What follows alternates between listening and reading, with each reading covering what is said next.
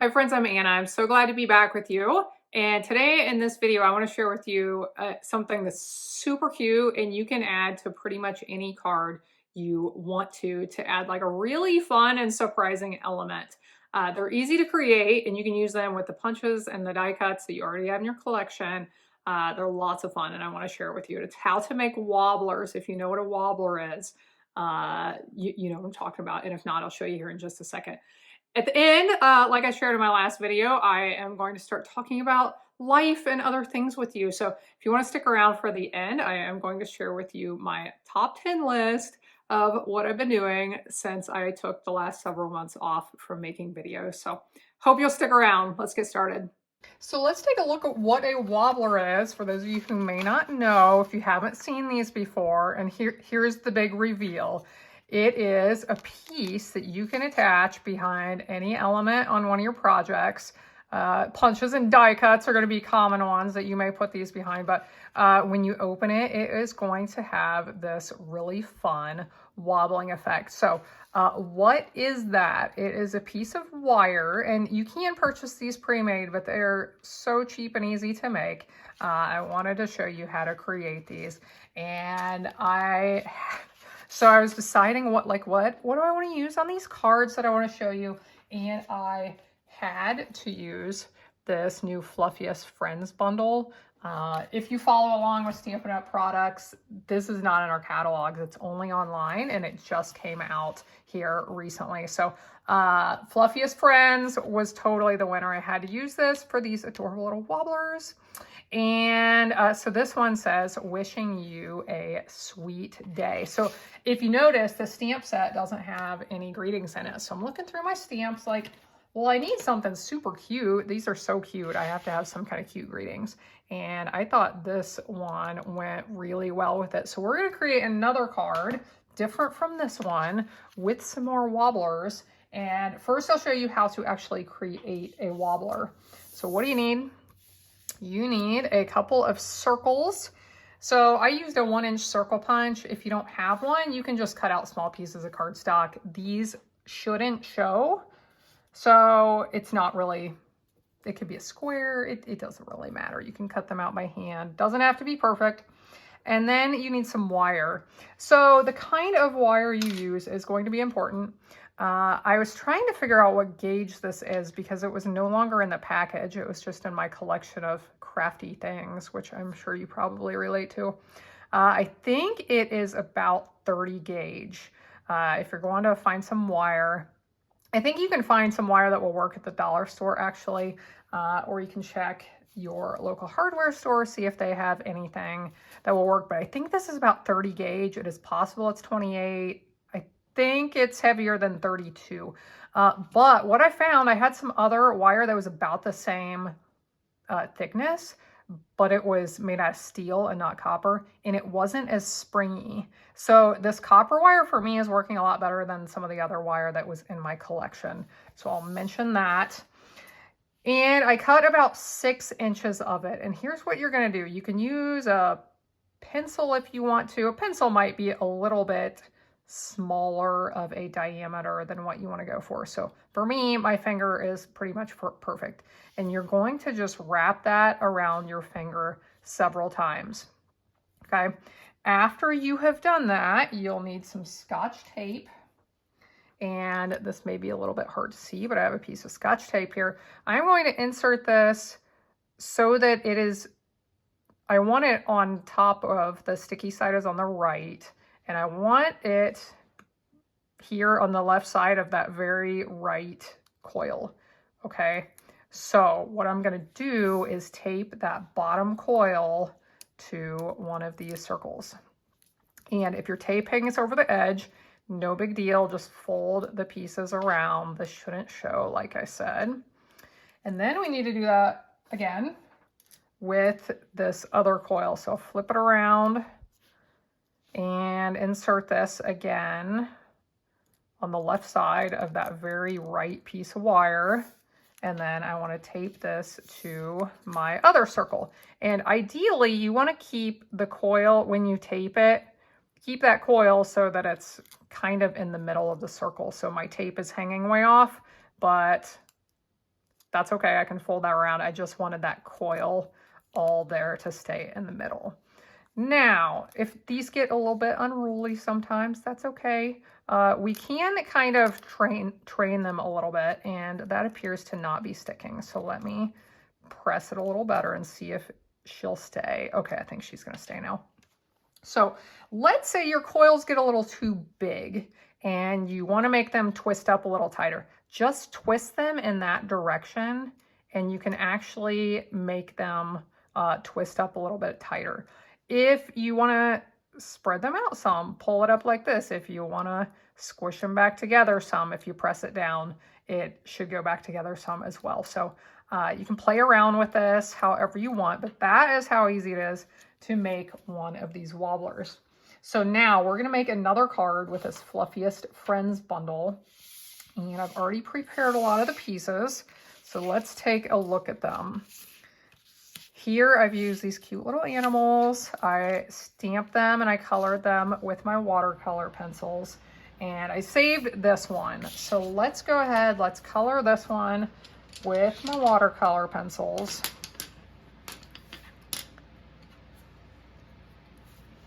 And, you know, I'm sitting here thinking about, because sometimes I get distracted, my friends. I said in my last video, while I was taking a break from making videos, I had to get a new phone. And my new phone does not have a place to plug in my microphone. So if my sound quality is not very good, I want to apologize. I make my videos in my basement. And when I started making them down here, I had to start using a microphone to make them sound a little bit better. And so I probably sound like I'm in my basement, and I apologize, but I am in my basement. So we're going to color this adorable cat. When I'm using my watercolor pencils, if they have a sharp point, I color onto some scrap paper until they don't have a sharp point. And I usually just color with a swirling motion like this so that you don't see a lot of those streaks. I will mention, if you don't like the streaky effect, if you really like your pencil coloring to be smooth, I highly suggest using the blender pen. You can go over this when you get done and just smooth all those colors, and it's amazing. It's kind of like magic, actually, but thought I would mention that if you struggle with coloring and want it to look really nice. So I colored evenly all over. Now I'm going over the shading lines and making a little bit darker. You don't have to do this, but shading adds kind of a nice effect, adds a little bit to it. Okay, so the sassy cat is colored. Let's color the little flower pot and, well, the flower and the flower pot. So I'm really excited about this card because we are going to have 2 wobblers on it. So stick around and you'll get to see how it comes together. And I couldn't remember what color I was going to color my flower pot, but I have pink here, so let's go with pink. It doesn't really matter. Okay. So let's bring that card base back in and I'll show you what I did. I used that same Sweetest Cherries stamp set here. I stamped the greeting, "Life is sweet," with you in it. Thought this would be a good birthday card, anniversary, thing, all kinds of things. Just because. Stamped the little flowers, colored them in, and I have prepared some glimmer paper. I love a little sparkle on my projects. So we're going to use this on the front, and then we are going to start attaching our sweet little animals over top. So let's go ahead and put this on so we can get to the fun part with the animals and the wobblers. So put this right here. I thought that made just kind of a fun little background for where the animals are going to be. So the beaver is going to go right there in the center. The little bunny rabbit we'll put over here. Oh my gosh, what is this a cat? I am having a complete is this I thought it was a cat, but I'm like, wait, this is a cat. Is it a gerbil? Is it a hamster? Is it a chinchilla? I had a college roommate with a chinchilla. So I don't know. You all tell me in the comments what that is and rescue me from not knowing what I'm talking about here. So when I attach things to glimmer paper, I like to use this glue because this glue sticks to everything. And sometimes it's hard to get things to stick to that glimmer paper. So if I was doing this and not making a video right now, I would glue it down and then probably put something on top, like one of my acrylic blocks or something just to weigh it down for a little bit. But I won't do that since we are continuing on with the video. But that should really help to hold that together when tape sometimes doesn't really work very well with glimmer paper. Now, the beaver, or maybe it's a woodchuck, I don't know. We are going to attach this to a wobbler. So how are we going to do that? You can do this a couple of ways. You can just put some of your regular adhesive on these circles, or if you prefer, and what might make it a little bit more secure, is just to use some more scotch tape. If you do it this way, you can get maybe a little bit better coverage and it's going to hold outside and around the edge of that circle. So this might be a little bit more secure. Now, because I'm on top of this glimmer paper, we are going to really make sure this is going to stay with some of this glue.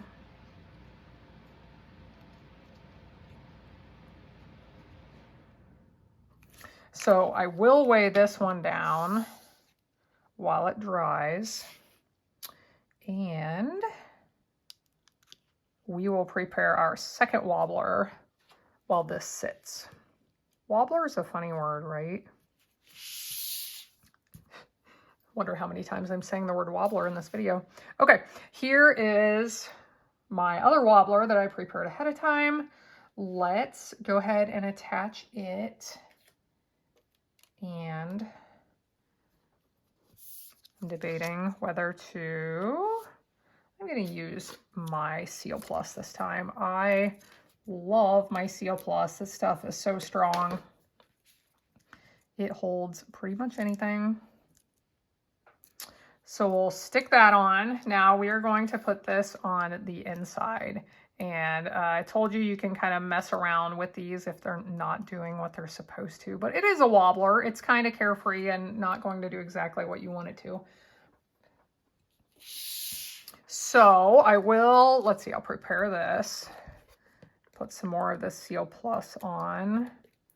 But like I said, if you find this cumbersome, you can use Scotch tape.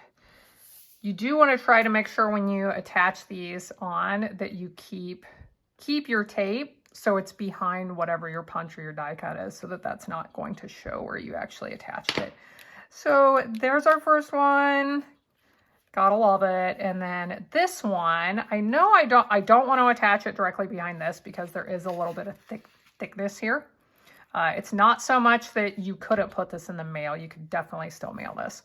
But I don't want to stack it right here in the middle. I think I'm going to put this one right over here on the right side. Balance out those flowers over there on the left. So let's stick this in an envelope. Actually, before we do that, let's finish it off with a little sparkle. I love this sequin pack. The sequins that have the adhesive already on them, that is where it's at, because I don't know about you, but my fingers just don't really work very well with sequins I'm trying to put glue on. These are fantastic. Okay, so we got a little sparkle here in addition to our glimmer paper. Now let's put this in an envelope and we'll have a big reveal. You'll get to experience kind of like what it would be like if you got this in the mail, or if you give this to somebody and then you send it to somebody. So we open it up. Oh, there's the cute little beaver woodchuck, and open it up and we have this sweet little cat. So I hope you enjoyed learning about how to make these wobblers, seeing this Fluffiest Friends bundle, and I really appreciate you watching along with me. The links to all these products are in the video description below. And now I'm going to share with you what's been happening since the last few months when I haven't been making videos. So top 10 of what I've been doing the last several months. Now, I didn't like keep a charts and a graph of like, today I read books for an hour and I cooked for 2 hours and I cleaned the house for an hour. I didn't like do that and then figure out what I spent the most time doing. Some of this, so this is kind of just a fun list of what's been happening. So number 10, I started playing the piano again. My daughter has been playing piano lessons and her teacher requested that we play the first ever mother-daughter duet at one of her piano recitals, which happened here recently. So after like 20 years of not playing the piano, I've been trying to learn how to play the piano again. So that's been kind of fun. Number 9, sleeping. I got really run down and I was not doing great when I stopped making videos back in the early summer and I needed some rest. So anyway, I've taken naps and I'm not embarrassed. Number 8, playing games. We really like to play games around here and we've been playing more games. There's been more free time, trying to make family more of a priority, and we play a lot of games, so that's fun. Number 7, reading. I love to read, but it's not really something I have made much time for in the last, all the years since I was like 7 years old, let's say. But I've been taking time to slow down. I love to learn, so my choice of reading material is usually nonfiction. But anyway, I've been reading more than I have in a long time. Number 6, driving tractor. I really haven't driven tractor that much, but a lot of you know we farm. When I'm talking about my husband, I'm going to call him Farmer Matt because it's more fun than just calling him Matt. So it's been harvest season for our harvest drags on like forever. And by the time it's over, we're just exhausted. So it's been going on for seems like 8 weeks now. I don't know. We're not done yet, but I've been helping some in the field. I'm the little grain cart driver. If you ever see pictures of that, or if you live in the country and see this, I'm the girl who drives the tractor with the big cart behind me and the auger is out and it unloads into the semi. I've gotten a lot better at it this year. What's next? That was 6. 5, relieving myself of responsibilities. Back in the spring, I had felt like I got a message from God that was to cut way back. Actually, the words I heard were stop what you're doing. And I did some more praying about that and really felt like I was supposed to cut way back on all the stuff going on. So I quit some responsibilities in several different organizations I was helping with, and really, yes, found some ways to back off on life so that I could have time to rest and recover and get to a healthier place. Number 4, soaking up the quiet. Do you all like quiet as much as I do? I think when life got really hard and our world is so very loud in certain ways, I have just been like soaking up the quiet a lot of days. I don't want to listen to anything. I just want to be in the quiet. And that I think has really helped me. Number 3, cooking. I have been on a part of my healing journey has been a special diet I've been on for a while. At some point, I'll probably tell you about it, but it requires a lot of time cooking. Every bite of food I put in my mouth started as like meat or a vegetable or a fruit when I purchased it. Nothing processed, all cooked from scratch. It takes some time, so I've been spending time cooking. I do love to cook, so that's good. Number two, reading my Bible and praying. I have really grown and learned a lot, and